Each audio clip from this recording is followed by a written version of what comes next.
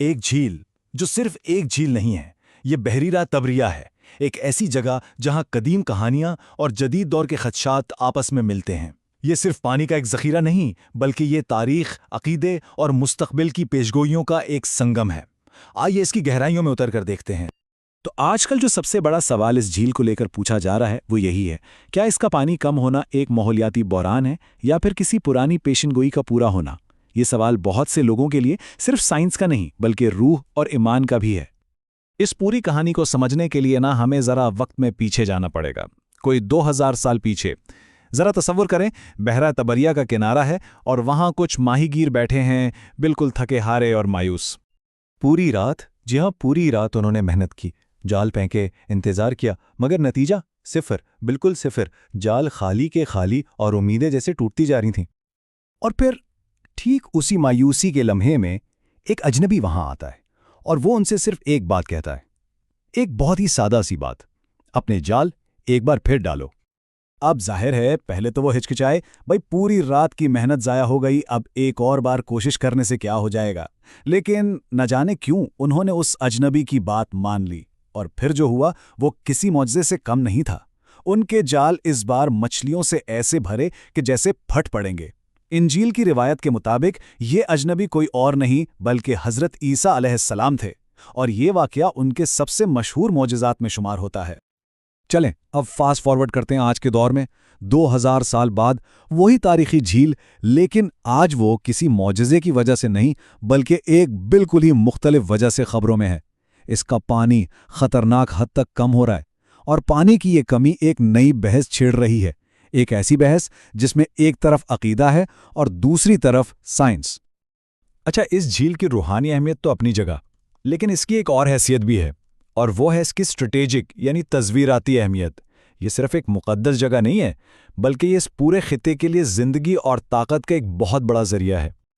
تو سوال یہ ہے کہ آخر یہ جھیل اتنی اہم ہے کیوں؟ دیکھیں، یہ صرف پانی کا ایک بڑا ٹکڑا نہیں ہے، یہ اس خطے کی لائف لائن ہے۔ سوچیں، 166 مربع کلومیٹر پر پھیلا میٹھے پانی کا سب سے بڑا ذخیرہ، جو صرف اسرائیل نہیں بلکہ اردن اور فلسطین کو بھی پانی فراہم کرتا ہے۔ پینے کا پانی ہو، کھیتی باڑی ہو، سب کچھ اسی جھیل پر منحصر ہے۔ اس کی اہمیت کو سمجھنا ہو تو تاریخ دیکھنی پڑتی ہے۔ رومیوں کے زمانے سے ہی یہ اہم تھی۔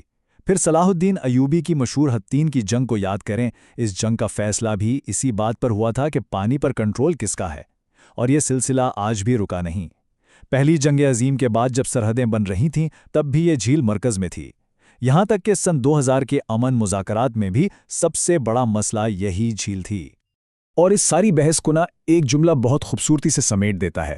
سن 2000 میں شام کے صدر حافظ الاسد نے کہا تھا، میں بحر طبریہ میں تیرنا چاہتا ہوں۔ اب یہ صرف ایک ذاتی خواہش نہیں تھی، یہ ایک سیاسی بیان تھا۔ یہ اس بات کا اعلان تھا کہ اس خطے کی سیاست میں یہ جھیل کتنی گہری علامتی اور اسٹریٹجک اہمیت رکھتی ہے۔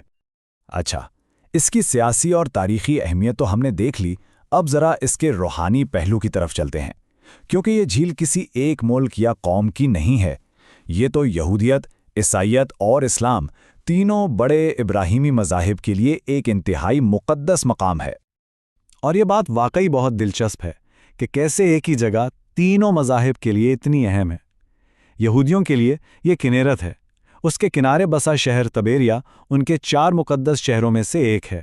عیسائیوں کے لیے تو یہ بحر الجلیل ہے، یعنی وہ جگہ جہاں حضرت عیسیٰ نے اپنی تبلیغ کی، اپنے حواریوں کو چنا اور پانی پر چلنے جیسے معجزات کیے۔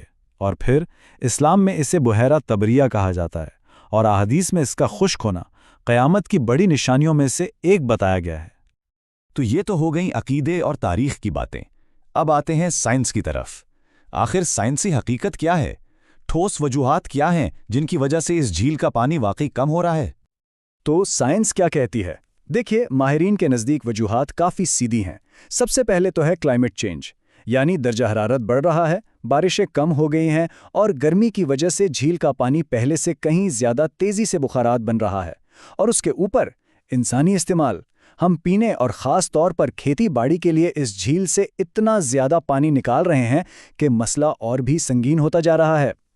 اور یہ مسئلہ کتنا سنگین ہے اس کا اندازہ صرف ایک نمبر سے لگایا جا سکتا ہے: 4 میٹر۔ جی ہاں، صرف 10 سالوں میں 1999 سے 2009 کے بیچ पानी की सतह 4 मीटर नीचे चली गई थी। ये एक बहुत बड़ी वार्निंग थी। अगर हम पिछले कुछ सालों को देखें तो ये उतार चढ़ाव साफ नजर आता है। 2001 में पानी की सतह तारीख की सबसे निचली सतह पर थी। फिर 2017 में एक और खतरनाक हद आई जो पिछली सदी की सबसे कम सतह थी। आज की जो सूरत हाल है वो इन दोनों खतरनाक पॉइंट से थोड़ी बेहतर तो है, लेकिन इसका मतलब ये नहीं कि खतरा टल गया है।